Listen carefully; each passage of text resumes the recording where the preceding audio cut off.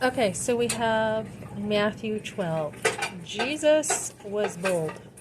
I mean, he just told it the way it was, and people didn't like him for that.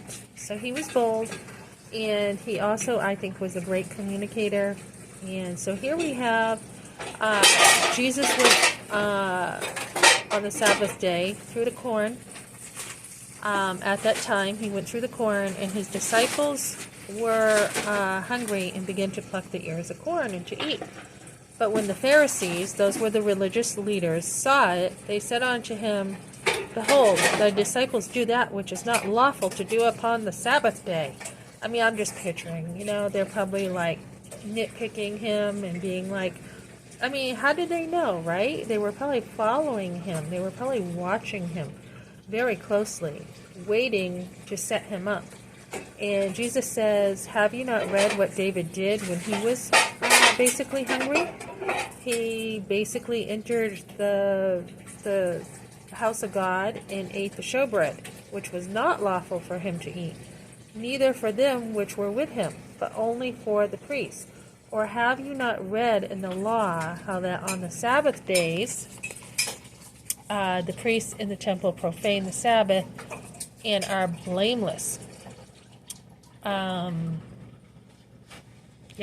But I say unto you that in this place is one greater than the temple.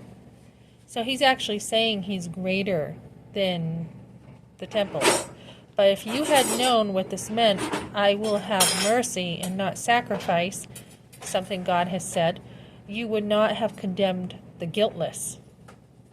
For the Son of Man is Lord even of the Sabbath day. So he's basically saying here he is the Son of Man, his deity, who he is, and he's saying he's the Lord of the Sabbath day. He's basically saying, he's God. And, another scripture we see, he says, I am. So he related himself with the Old Testament, with God. He has been very bold in saying who he is. And, Lee Strobel has a book out. He was a lawyer trying to prove that, God did not really exist. And he failed.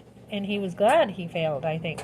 He said, either you have to believe Jesus was lying, which a good teacher like he was would not have been lying, or he was crazy, which did not make sense because of his teachings are amazing, or that he was crazy.